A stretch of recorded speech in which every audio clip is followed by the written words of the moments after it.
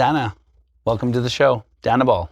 Yes, Dana Ball. Thanks for having me, Jerry. Thank you for coming on the Jerry Glazer Show. For sure. It's exciting. Yeah? Yeah. You looking forward to this? I am looking forward to it. I asked you to be on this show because you and I have talked off camera about the amazing person that you are, the perseverance through a lot of things in your life, how you became an attorney, having your own law firm now. Can you kind of give us a story about growing up, how you, just take us from the time you were with your dad and became with your mom? Way back when, because I'm old way back now.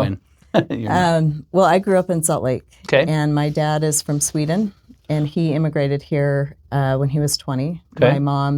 He met my mom in Chicago. He came to Utah first, learned how to do the trade of bricklaying, moved to Chicago with some other Swedes.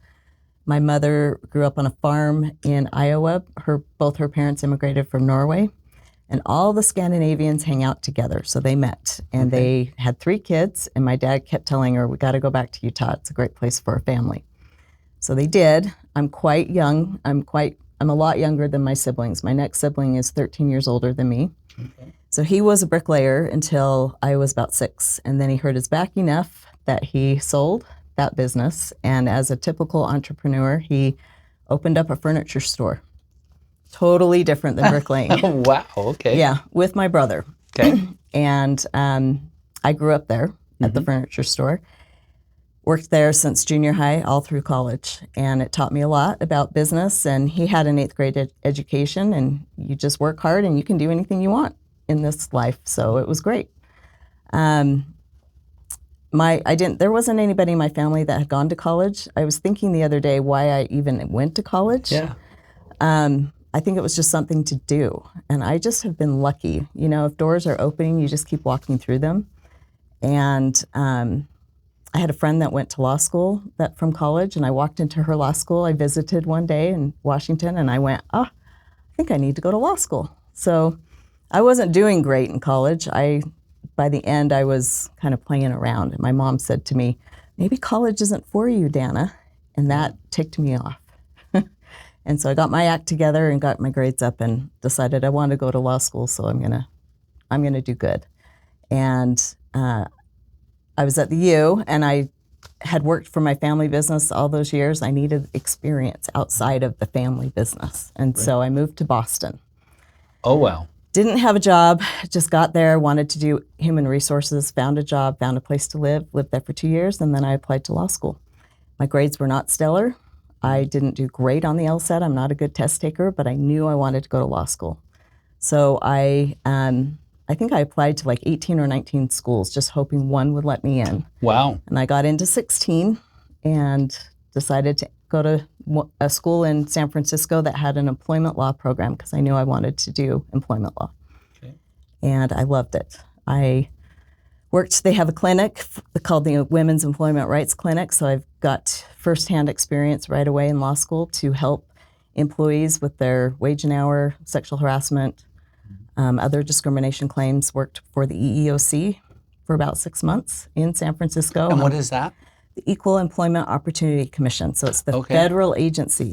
So every state has their own agency where you report. You're required, before you can sue a company for discrimination or sexual harassment, you have to file a complaint with one of the agencies, either a state agency or the EEOC.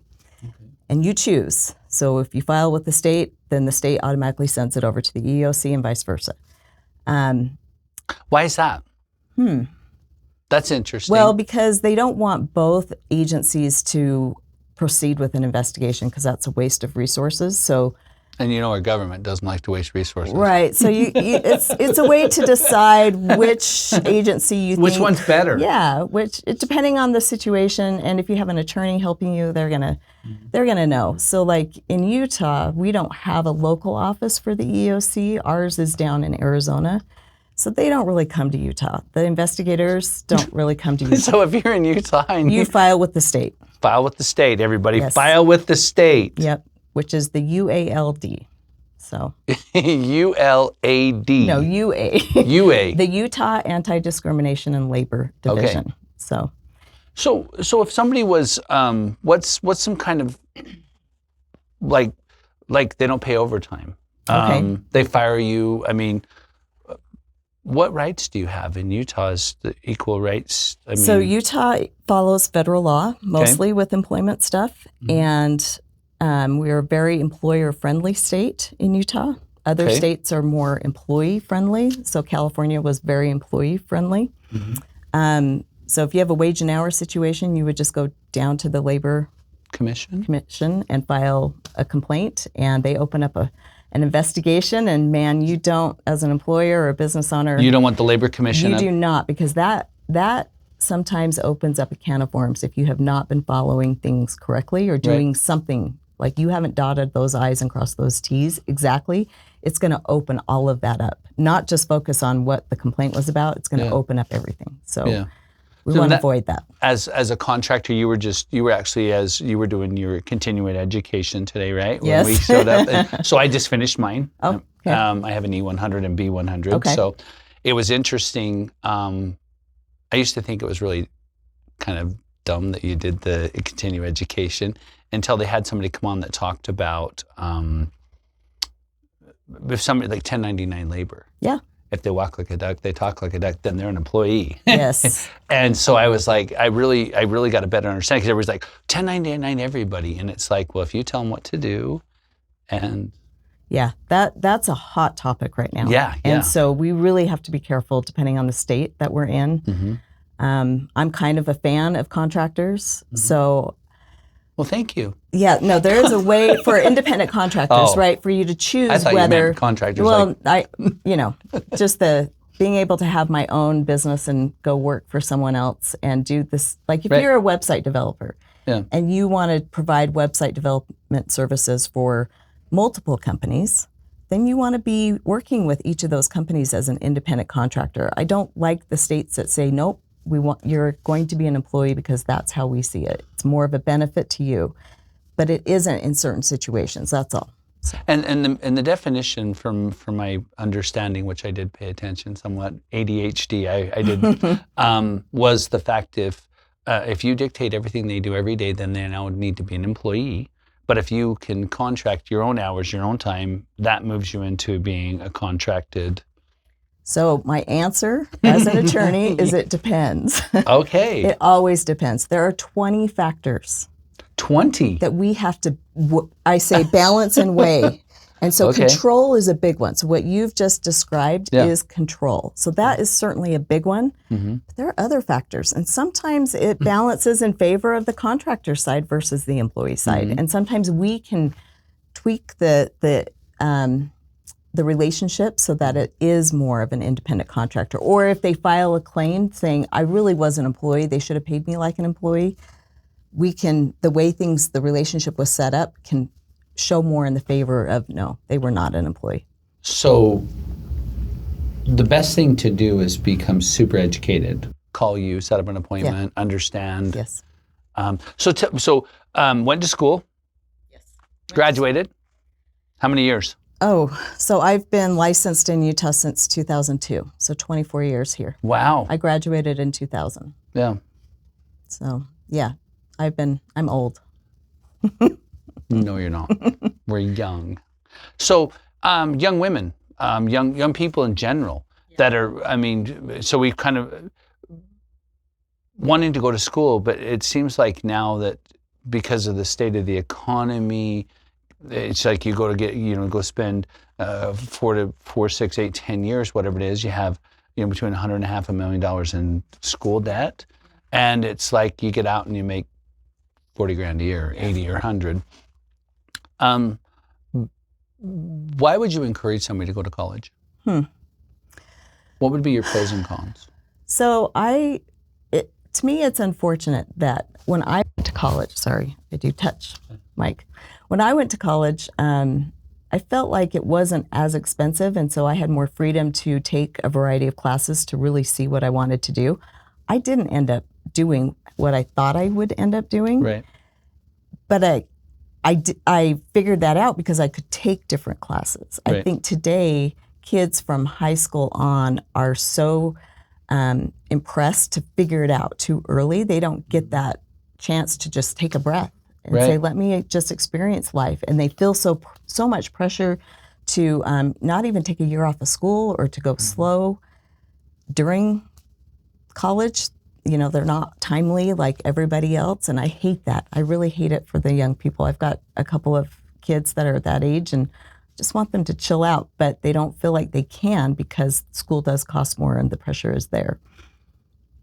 So to answer your question, I think that they have to follow, you know, maybe college isn't for everybody and that's okay. I think it could be later.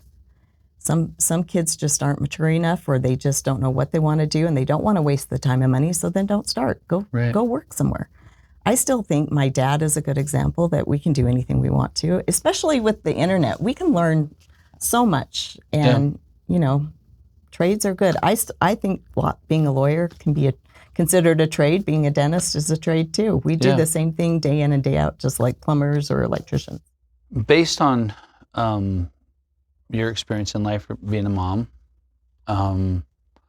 what are the challenges that your kids are going through right now that our generation didn't have? That's a good question. That's what I'm supposed I to think do. more financially. Like, I 100% agree. they don't have the money for housing like we did. It wasn't as expensive. And so they have to be creative in choosing where they live. So I have, my oldest is married. They live in my basement with me. Right. Her husband is finishing up undergrad and she's in law school. And so it helps them a lot. They're lucky because they do have a place, my house, that they can live for free while they're going to school. I think the financial burden that they're under is quite different than what I felt. Watching the progression, I feel like we were the last of the generation that was able to excel. And I think that how can we help our young people to embrace what's going on, but also survive, but not survive, so thrive in this world. So if we're going to tell the audience today, like, I don't want to be hope or dooms, because it's like, there's a way. There's always a way. And you and I both, we both have went through challenges. You're the only child that went to college through your brothers and sisters. And I don't want to fight for my limitations. What I always found is find hidden value. You know, find different things in your life, because one person can do something, doesn't work. Another person looks at it from a whole different perspective and can survive to thrive in this market. I know something has to change because it's not sustainable. You know, I think for me, and once again, it's just my own thinking. I think the first problem, what happened, was when they took moms out of the home. You know what I mean? Because I believe, you know, from what I've studied, you know, with child behavior, being a child advocate, it kind of looked like to me when moms were at home helping to nurture the kids from 0 to 6 and from 7 to 13, they were raised by a non-active person that didn't give them that nurturing hugs and stuff. And I think it just sent one financially, now you can't, well, I shouldn't say you can't, but it seems like it'd be super tough to be a single income family. And so how do we fix it? So I might be your devil's advocate today. I love it. Okay. Because I kind of disagree with you on the taking the mom out of the home. Yeah. I am not a good human being a stay-at-home mom. Okay. I didn't show up as the best version of myself. Really? When I tried it. And I am grateful for the caregivers that helped me with my kids. Okay. When I did work. So I like working. I like being stimulated mentally. Okay. I need it in order to fulfill something going on with me, whatever that is. But when my kids, my two oldest were little, I was litigating. So I was working for a firm in Provo. And sometimes I would be home, and I remember sitting in a closet talking to opposing counsel, and two little kids are banging on my door. But I had a neighbor who stepped in, and she's like, I can watch your kids.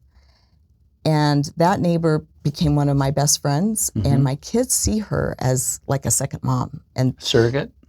Kind of. Like, she was loving. She had kids my kids' age. So in that you're saying quit stereotyping everything and just go case by case. So young moms, young dads, put a plan in place. Yeah. How are we going to do this? Right.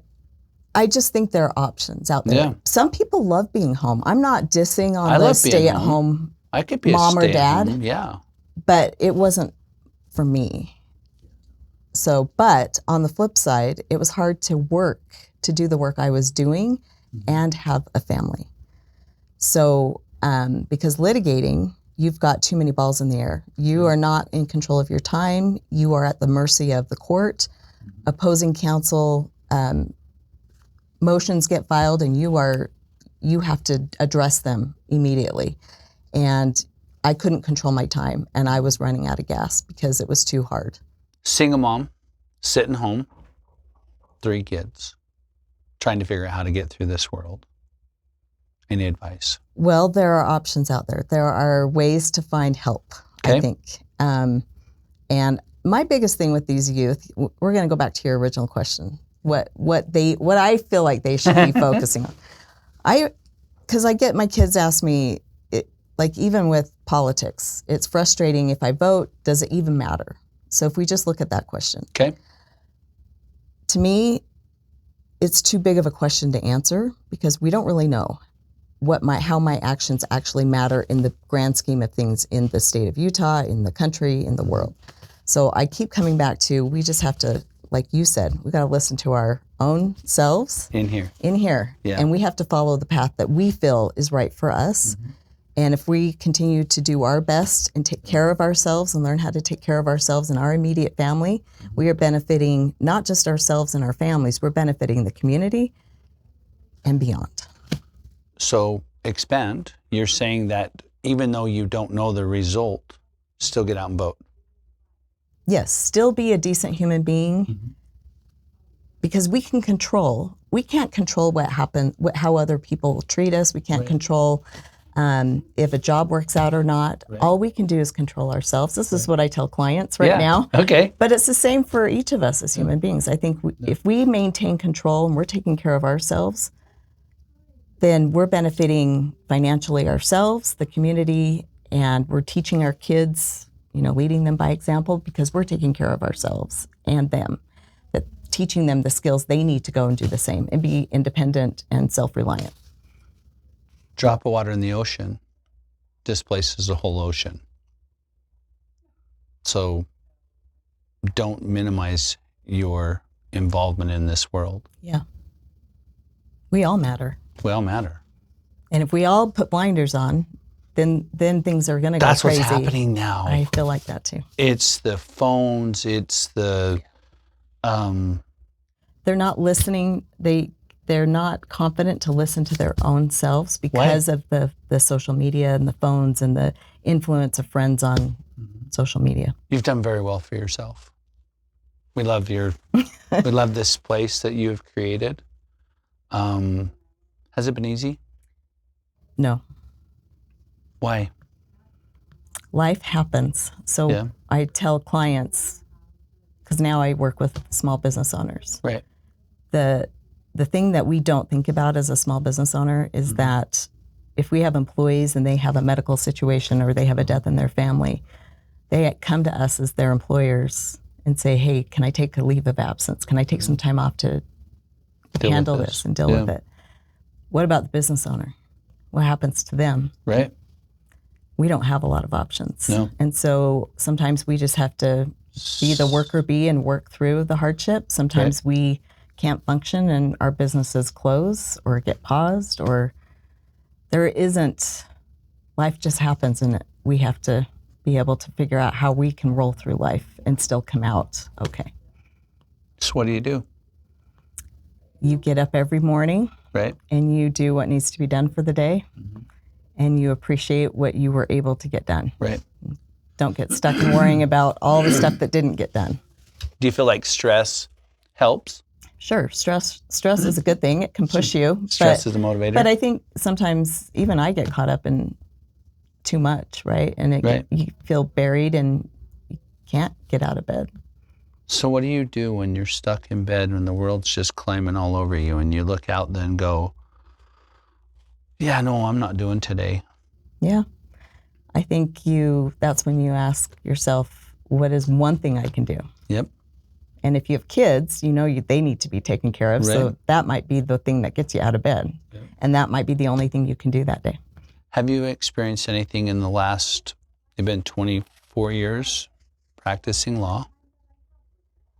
Have you experienced any challenges? Yep. I've had employees, and when I've had them, I've told them, I think every human being is walking around with crap that nobody knows about. Yeah. And sometimes we can put a good front on and just put a smile on our face and get through the day. But I wish everybody could remember that we don't know what your crap is or my crap is, and we just need to be civil, be kind, and just think about that and think about how we control our actions and how we treat people. So when I left litigating, I went home, tried to be a stay-at-home mom for a couple of years. Did not do well with that. So once again, somebody tried to put you in this stereotype. You tried to do that I tried yourself? it, and I was excited to try it, but I just couldn't do it. And my husband at the time we bought a dental practice, and dentists, lawyers, any of us, we don't go to school to learn how to run a business. And I had grown up in a family business, and I loved it. And I was like, you know what? I will come and work at the dental office for a few years. I'll handle all operations. You just go be the dentist. And what we found was there are just some things. I learned a lot about business, what I could do for small business clients based on that experience. And we just turned it into a family business. And my kids' school, we moved them down by the dental office. They had to come there every day after school and practice piano. We had an electric piano, headphones, and they just did homework. And it was just that's how I grew up. I went to the furniture store every day after school because my parents were working. So to me, that wasn't anything new. And it taught them that, we're not just being the dentist and the lawyer, we're actually painting walls, and we are digging out.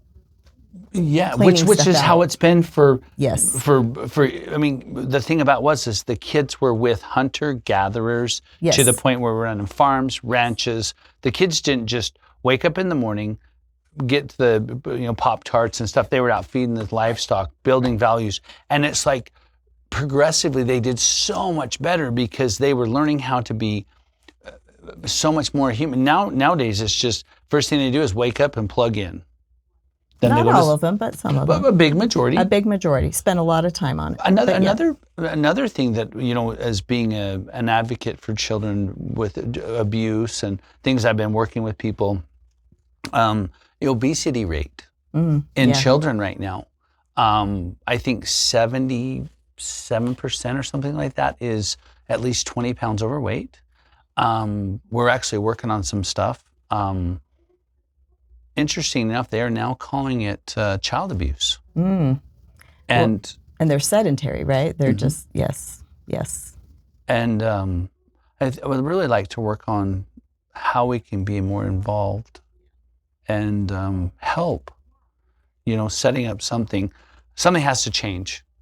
That's kind of why we did this show, was to bring awareness to it and have real conversations. Well, just like the neighbor that reached out to help me with my kids, I think just having people who have the capacity, right? They're in a place in their life where they could emotionally, they're emotionally capable of helping somebody outside their own nuclear family. Right. That's because now I want my kids to see other people that they can reach out and help too.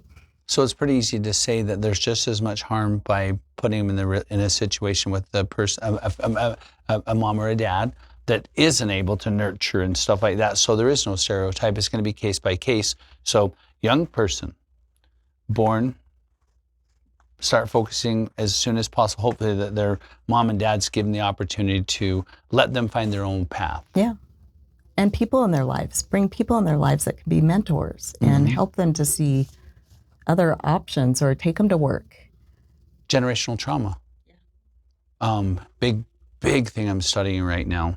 It's we talk about in our DNA that color of your mom's hair, the traits and stuff. But there's also the traits of behavior, and also carrying on to a lot of their past stuff, and it comes into them. And when you're pregnant, if they hear fighting and stuff in the mom, and so I encourage people to, if you're going to have a baby, bring a child into this world, make sure you're stable enough that you can bring them so we don't create more struggles. Do our best. Yeah, that's a hard one. I listened to a CLE yesterday talking to us attorneys about emotional intelligence. That's essentially emotional maturity, right? And that's a hard one. A lot of people are not emotionally mature, and Right. they avoid dealing with the real stuff going on inside of them. And I do believe if they could find a way to deal with it, man, life is so much better. What can we do? Well, that's an individual decision. You cannot make somebody go to therapy. I have learned that. We have no control over another person. So it's loving, just like what you and I were talking about earlier, loving individuals for who they are, no matter, Loving them just where they're because at. they exist. Yep.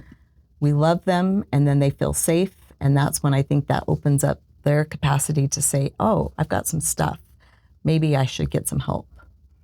And maybe that's where we focus on with the young people, because they are walking around pretending that they're all that, right? Because of social media, that they're putting a mask on. I've got all this awesome stuff happening to me, but inside they're a mess. So Brings us to the another part, suicide. Suicide is going crazy right now. And it's not just young people. I was just going to say that. It's so crazy. I had a phone call. So I've been really helping people reaching out to me on the show and before some of the things and it was like, how do you survive in this world? And I'm like, don't take it so serious. Nobody gets out of this place alive. And to know that it's not going to be perfect. You have to go through the bad stuff. That's just how it gets to be. But it gives you contrast. Yes. And but if you focus on the suck, that's all you're going to have. And some people get stuck in that though, and they don't see that you can make it through. I think that's the hardest part. And once you have made it through something, it's easy. It just gets easier to say, you know what, there's a lot of stress tomorrow, but the next day's going to be fine. So would it be fair to say, look back on your life and see how many challenges you did, celebrate them, that you did survive and go, okay, I went, like you worked at a place, you didn't like it, but you still showed up, but then you found a better job. And then you look back and go, I really appreciate that experience because it gave me contrast. This is what I'm not going to put up with. And as you move forward, they get a little bit more challenging. It's like, I was watching the Red Bull race where they're riding the mountain bikes, and at first it was like pretty easy, and the farther you got along the course, it was more difficult. Yeah. If you take life with that same vigor, that in the struggle is the opportunity to grow. Yes. Somebody kills himself. How does it affect everyone around them? It's devastating. It's not just the family. Wow, that went somewhere. Had a young girl call me last night, and she's such a sweetie, just a super kind, same age as my son. And they went to school together, and I'd helped her, with some stuff. And her grandfather committed suicide, 70 years old. Yeah. Well, she found him. And she's like going through all these waves of emotions. And I sat there the whole time, and I was just like,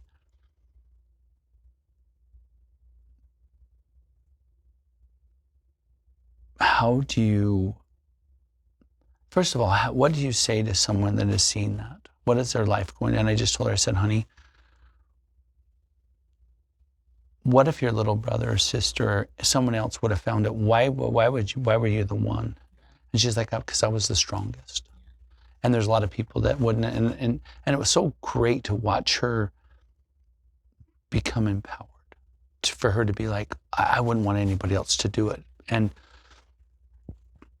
my plumber that just finished my house, I guess 30, good looking guy, good looking kid, muscles, smart, very well. And if you saw him, you would think he's got it all figured out. Right. And I'm flipping through some things, and there's a picture of him, and I'm like, oh, hey, and I'm like, what? And then I'm thinking car accident, something, and then there was a, and I was just like, you just don't know. Mm-mm. That's why we have to love everybody, because they exist, so they don't feel the judgment. They don't feel like you're judging them for what they're wearing today or how they live their life. Yeah. Life is hard enough. We don't need to make it harder. Right. And I think that was something we were talking about. You just went to a golf tournament not too long ago. Can you tell me what the tournament was about? So there's a nonprofit called Live Your Dream. Live Your Dreams. And I am not part of it, but I got invited to participate in the golf tournament. My business partner, Michelle Lockhart, is on the board. Okay.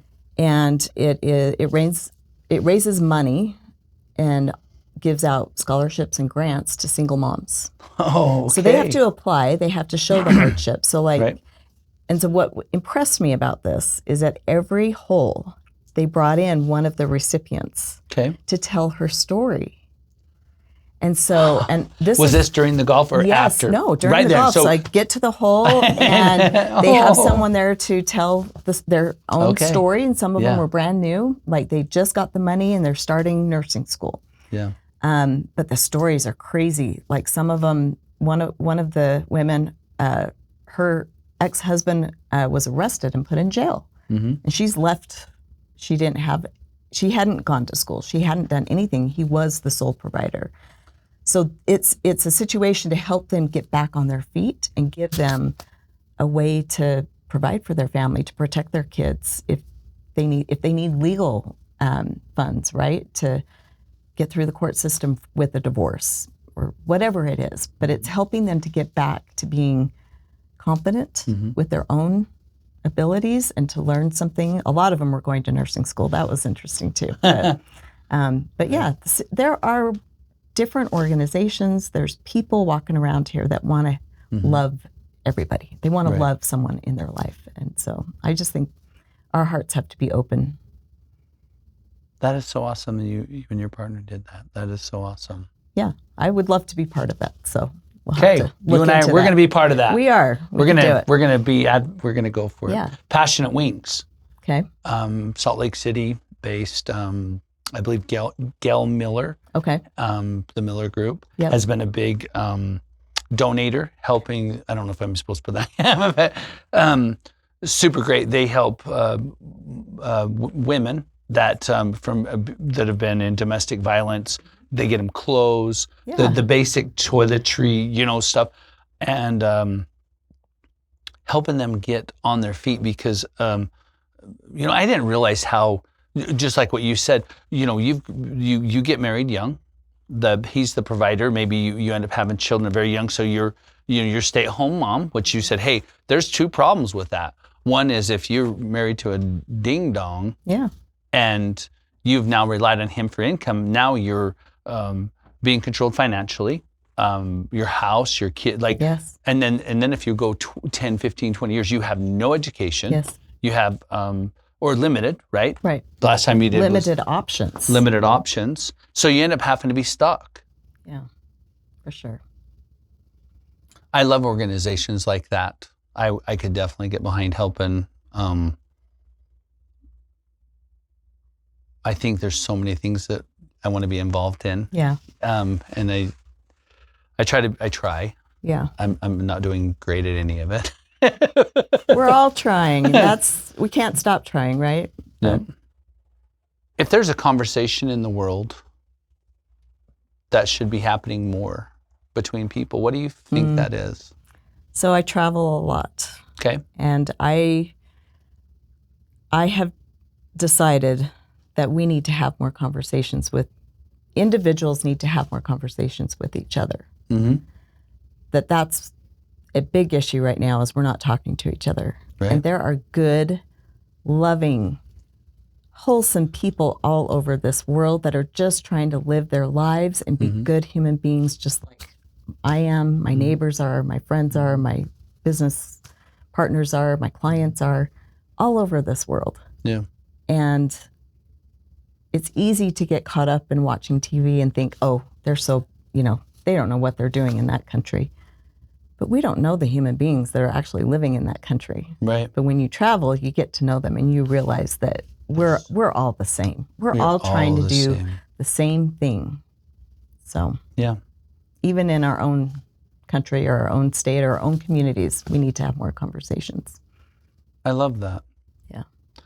Dating with the young group, the younger people. I mentor quite a few people, and I've been single for a year, divorced last year, and back, and it was way easier. You could actually, hey, do you want to go out? Want to go get a drink? Nowadays, it's like the first thing you do is have to like court them through Facebook, social media, and validate. And then I told them, I was like, I'm going to be a case study, so I'm going to go for it. So, I've been on like 8 dates, and haven't had one come back. And it was so interesting. I wanted to bring them all on the show, and each one of them go like, okay, what did I do? You know what I mean? Because you're definitely a takeaway. Was I too bold? Was I too reserved? And it's not about being intimacy, because I was totally like, this is going to be totally different. This is just going to create a relationship about just having fun. I mean, I took a girl to a super high-end restaurant in Park City, the valet, the whole deal. Take another girl to, a roller grill at 7-Eleven, back in the old time. And it was just interesting. It's just so interesting dating right now. It's like, I feel like it's a sex-based, nobody wants to be in a relationship anymore. Yeah. It's that quick gratification without the emotional commitment. Yeah. And I'm really interested to see, or not interested to see, but like repopulating the planet. Because it's like 2 to make another one, but most families are basically, they're either just keeping it normal or not having kids at all. And the trend is, something has to change. And I don't have all the answers. I'm interviewing people, I'm putting it out there to the world.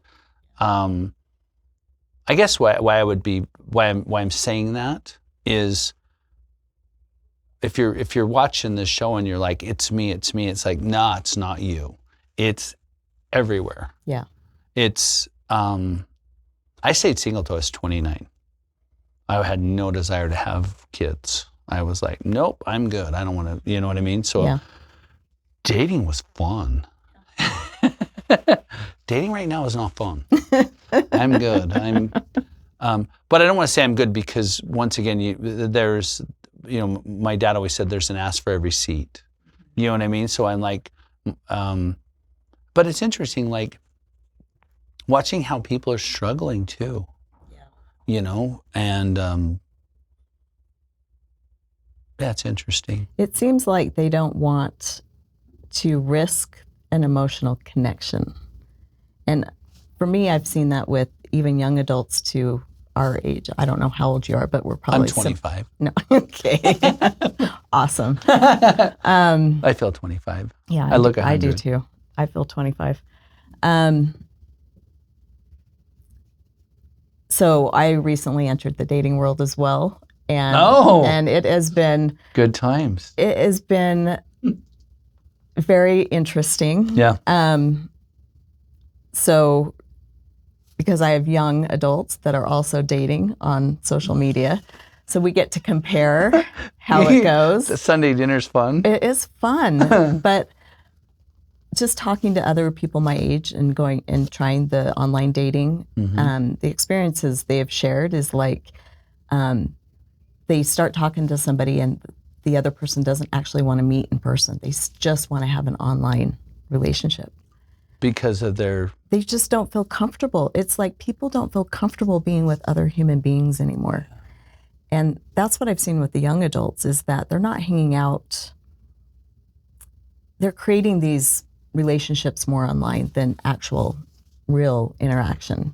So do you think that's ushering in like the AI stuff where people are now going to fall in love with an AI? Yes, or they're going to use AI as therapy. That's a whole nother podcast that you could do because it is happening. Yeah. If you talk to any I've got lots of therapists around me. ChatGPT's fixing everybody's.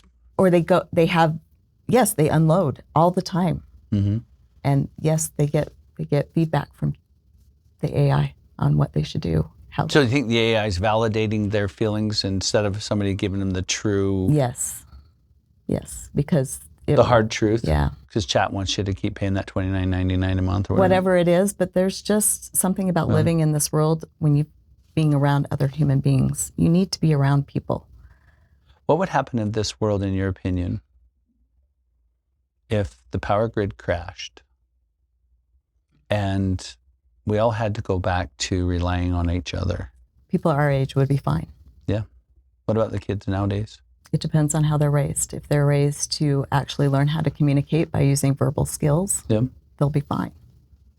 But how many kids in this generation do you think could grow a tomato plant?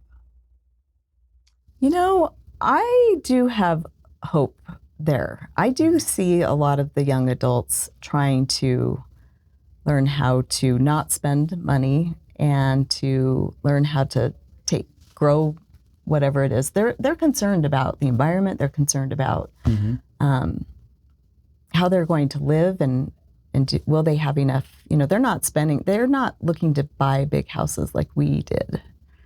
So you think we were the pinnacle of the 10,000 square foot house, 5-car garage, the boat. Now this new generation, is it Gen Z? I don't know. Don't ask me that. I can't keep up with that. But yeah, I think it's a whole different. I think they see the big houses and all the money that is put into them, and they don't want to spend money. They're more, at least from what I see, they're trying to save and focus in on what brings them joy. Mm-hmm. One word that would change the trajectory of the world, that could. What is the one word that, if it was spoken and actually adopted and truly implemented to every man, woman, child on this planet, one word that would change the trajectory of this world? Well, this is just, it's hard to pick one word, and so the word I have is just going to be cheesy, but it is love. It really is. We harden our hearts because we are uncomfortable with the unknown, and when we're around people and we're not used to being around people, we start judging them and closing up our selves. Why do we judge? Because we're judging ourselves so much. It's all about, it's learning how to be comfortable, and it's so hard to just not care what other people think about yourself. Especially today.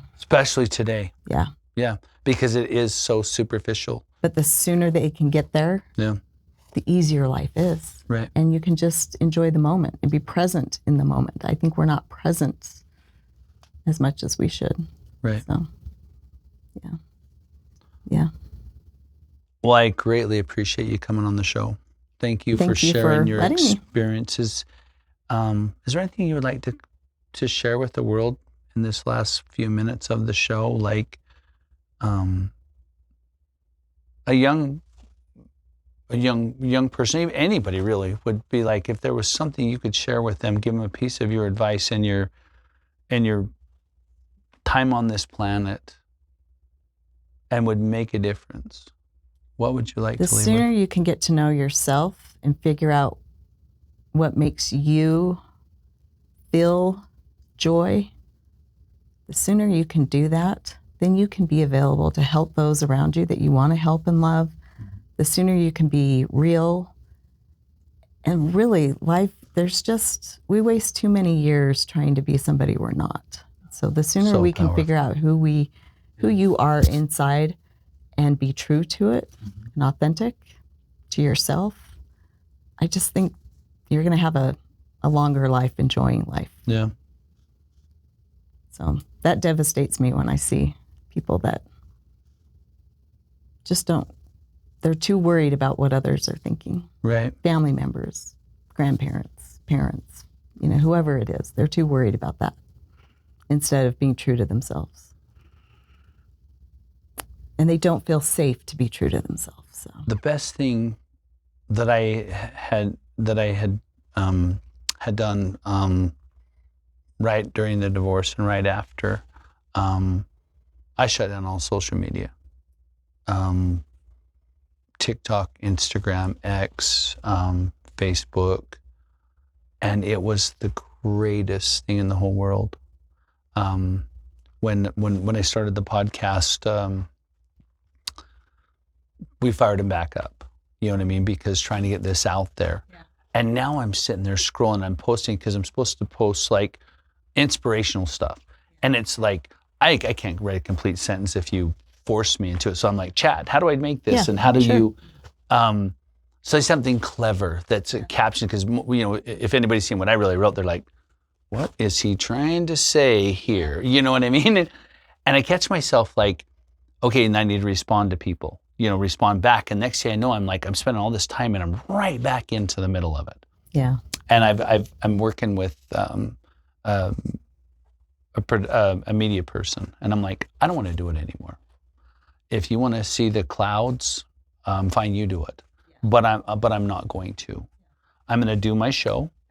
I'm gonna be vulnerable. I'm gonna tell you that dating is very challenging. It's not great. It's not fun. I know, right? I'll do it on here, but I'm not gonna sit and post stuff on Facebook. If you want me to show me training, then you just take a stock footage and say, here's a guy that's training. I'm not gonna have cameras like following me around, at least at this point, because it's like I'm becoming what I'm trying to fight. Yeah. Yeah. I think so. Divorce is a big moment in life where it's devastating, right? Death of a family member, anything like that, for me, it has been my kind of raw moment, right? To really reevaluate who I am and what I really want and what makes me happy and what are the things in my life that are too draining, that I spend energy on, that I don't have the emotional capacity to focus in on the kids or the people that I really want to put my energy into. I wish more people would get raw and not be forced to, when they have a situation, a life trauma like that, to force. Isn't that where you just, I know, you grab the steering wheel and go, holy cow, we're sliding down the road, and it's like, okay, the guardrail's coming, and you're just like trying to keep in the middle of the road, and it's like, I kind of like it. I'm not gonna lie. I'm kind of like, no, I know who I am.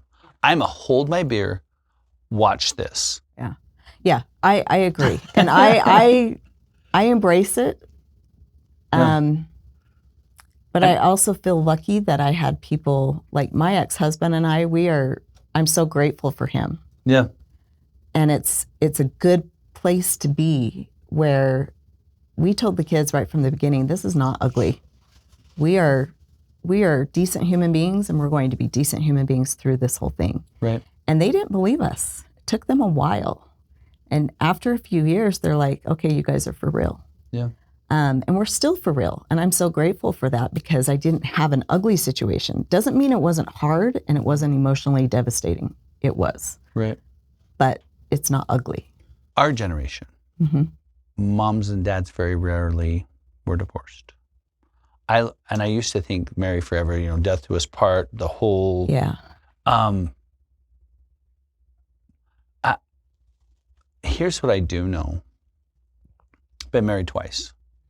14 the first time, 6 years the second time. Did an 8-year dating scene in the middle. I am so blessed for all the experiences I had. My first wife, 2 beautiful kids.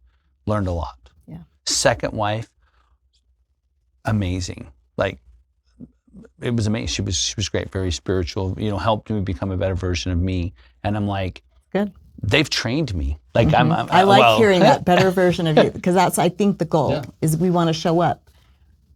But they weren't happy, or I wasn't happy, however it gets to be. And it's like, it's okay. It is okay. And you know what? Take every rainstorm. It was like, they say it's, these clouds and the rains and stuff. Like, I'm excited about the future. Yeah. I'm as much as I'm in the suck right now financially, putting my businesses back together, putting my life back together. It's like 54. I'm 54, and I'm rebuilding everything. And I'm excited. Yeah, I think for me it was, I don't need to keep making the best of it, of the situation. Seriously. Yeah. Okay. Because you're thinking, well, this is my situation. I've just got to make the best of it, because never thought divorce is an option, never thought, whatever. But you get to a point where other things happen that bring you to that raw place, and you can say, oh my gosh, I don't want to make the best of this situation anymore. There's more to life. There's more to life. And we all deserve more in life. Who's going to give that to us? Ourselves. We are the only ones who can decide what's allowed in our life and not. So that's it. Yep. Don't take life too serious. Yep. Nobody gets out of it alive. Yep. I have this new philosophy that people talk about when they die, they see the white light. Mm-hmm. And I was thinking, maybe the white lights is when you're being reborn again. So like you're going to be born again and start all over again. And I thought that was pretty funny. Tell us the name of your practice. So I'm a small business attorney. My law firm is called Avanta. Okay. Business Law. Okay. And we just help small business owners stay out of legal situations. So, because I don't like messy. I don't like messy for my clients. I don't like messy in my own life. So I am in the avoidance business. You're making the anti-messy. You're here to do anti-messy. Yep, with everything. Okay. How do we get a hold of you? What's your website? It's avantabizlaw.com, or find me on LinkedIn. Okay. It's really easy. Dana Ball. Dana Ball. LinkedIn. Yes. Not Dana. Dana. Yep. Appreciate you coming on the show. Thanks, Jerry. Thanks was great. For being vulnerable. Thanks for sharing the hard stuff. Yeah. Yeah. I think this is the conversations that people need to have more of. Yes. If they like our show, like and subscribe. Give us a thumbs up. Leave a comment. Until next time, thanks you for coming on and watching the Jerry Glazer Show. Choose to have a great day.